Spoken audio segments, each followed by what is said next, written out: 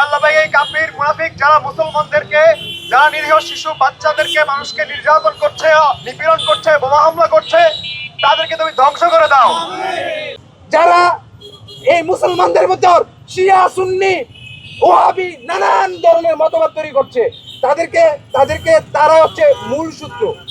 আমাদের ভিতরে কোনো ভেদাভেদ নাই, সব মুসলমান যারা ইসলামের অনুসারী সবাই এক এবং ঐক্যবদ্ধ, এবং এক এবং ঐক্যবদ্ধ যদি হয়, যদি সেটা এক এবং ঐক্যবদ্ধ হতে পারি, বিগত যে আমাদের আরব ইসরায়েল যে যুদ্ধগুলো হয়েছিল, সেই যুদ্ধগুলোতে কিন্তু আরব রাষ্ট্রগুলো পরাজয় বরণ করেছিল। সেই পরাজয়ের যে সেখান থেকে শিক্ষা নিয়ে যদি ঐক্যবদ্ধ থাকতে পারি, তাহলে এই যে ইসরায়েল নামক যে বাস্টার্ড রাষ্ট্রটা, ইসরায়েল নামক যে জারজ রাষ্ট্রটা, সেটা পৃথিবীর মানচিত্র থেকে বিলীন হতে বাধ্য। আর বেশি কথা বলবো না।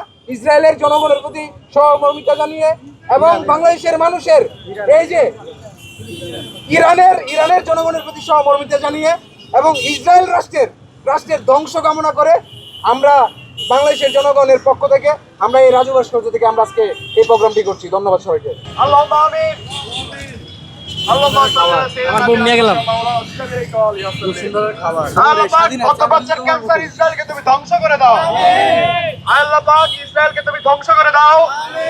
আল্লাহ ভাই এই কাফির মুনাফিক যারা মুসলমানদেরকে, যারা নিরীহ শিশু বাচ্চাদেরকে, মানুষকে নির্যাতন করছে, নিপীড়ন করছে, বোমা হামলা করছে, তাদেরকে তুমি ধ্বংস করে দাও।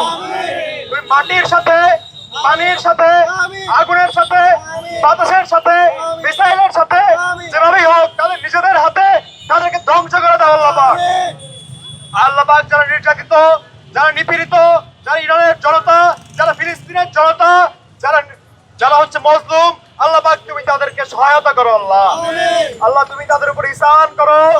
আল্লাহ পাক আমরা যারা মেরুদণ্ডহীন, আল্লাহ পাক আমরা যারা কিছু করতে পারি নাই, তাদের জন্য আমাদেরকে তুমি লজ্জা দান করো। আল্লাহ আমরা যেন তাদের জন্য কিছু করতে পারি, আমরা যেন নিপীড়িত মজলুম জনতার পক্ষে, মুসলমানের পক্ষে দাঁড়াতে পারি। আল্লাহ পাক আমাদেরকে তুমি সেই তৌফিক দান করো।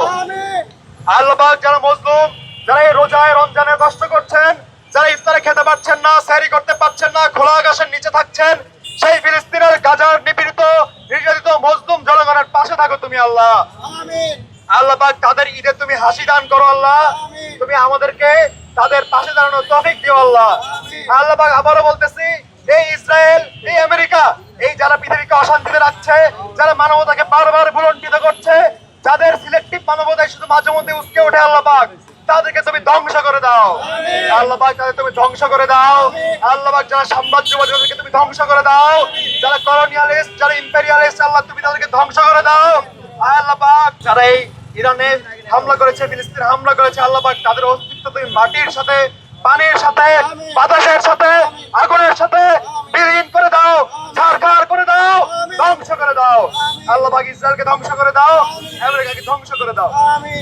আল্লাহুম্মা সাল্লি আলা সাইয়্যিদিনা নাবিয়িল হাবিবিল হাফিল মাওলানা ওয়াসিলাতি ইলাইকা আলাইহি ওয়াসাল্লাম। আল্লাহ পাক শুনেছেন দরুদ পড়লে দোয়া কবুল হয়, এজন্য দরুদ পড়লাম। আল্লাহ আমাদের দোয়াকে তুমি কবুল করে নিও। আমিন। বিরহমাতিকা আরহামার রাহিমিন।